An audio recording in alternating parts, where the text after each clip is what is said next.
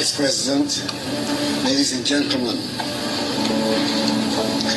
I thank the African and Diaspora Young Leaders Forum for making me part of this conversation and for the opportunity to deliver these remarks at the closing plenary in the presence of the U.S. Vice President, the Honorable Kamala Harris, and in this spectacular building, so admired by all Ghanaians, and indeed by all Africans, as it was designed by one of the foremost architects of his generation, the globally acclaimed Ghanaian architect, David Adjaye.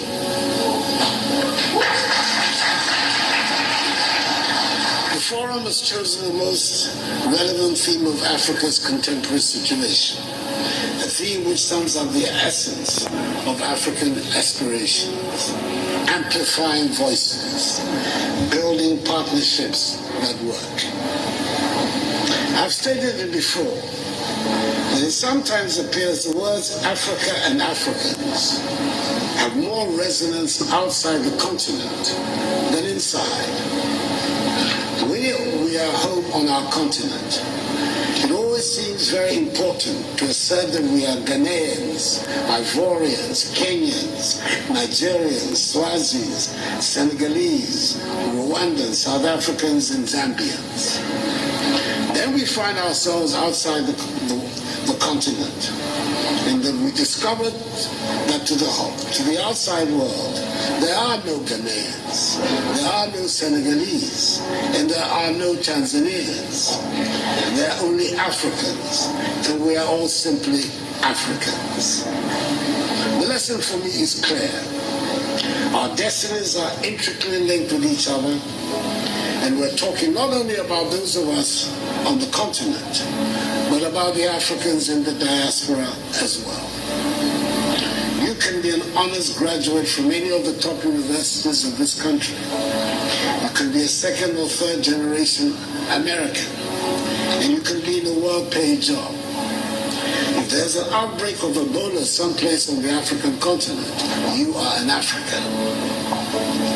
Anyone, everybody in a position of leadership in Africa today thus has his or her work cut out. The urgent responsibility we face is to make our countries and our continent attractive for our peoples, to see them as places of opportunities. It means we must provide education, quality education and skills training. It means our young people must acquire the skills that run modern economies. The impact of a successful Africa on the image and standing of Africans in the diaspora applies with equal force to the image and standing of her sons and daughters who go by the name African Americans, and indeed all her kith and kin in the Americas and the Caribbean. There's a lot of room for your perspectives and energies back in Africa.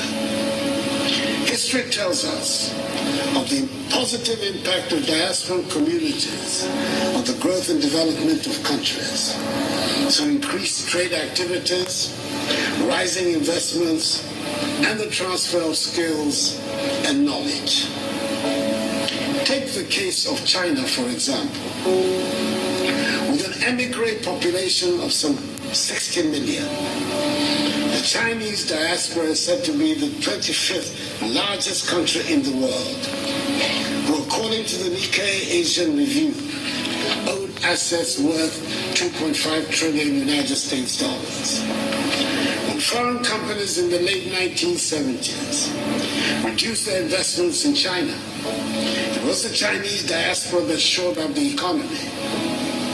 According to the Washington, D.C.-based Migration Policy Institute, MPI, half of the foreign direct investment, that is some 26 billion United States dollars, that transformed China into a manufacturing powerhouse in the 1990s, originated from the Chinese diaspora.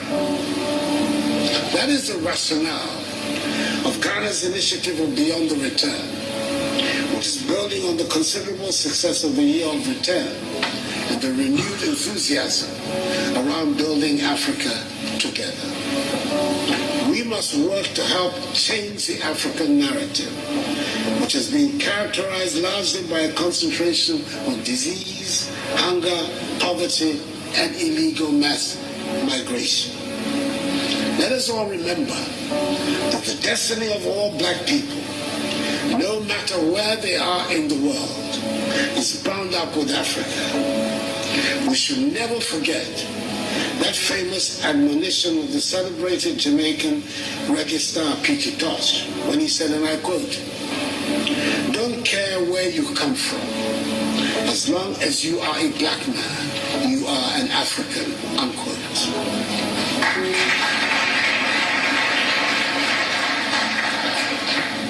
We must help make Africa the place for investment, progress, and prosperity, and not from where our youth flee in the hope of accessing the mirage of a better life in Europe, Asia, or the Americas.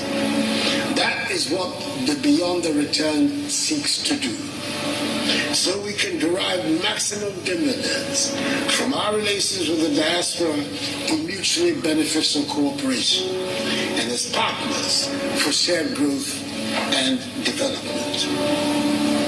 The second half of the 20th century witnessed a great blow for human progress and freedom when the African peoples, in the wake of Ghana's shining example, liberated themselves from the colonial and imperialist yoke and the racist ideology of apartheid and emerged as free, independent peoples to construct new nations of hope and advancement. The first half of the 21st century should consolidate this development and see the growth of modern, prosperous, technologically advanced nations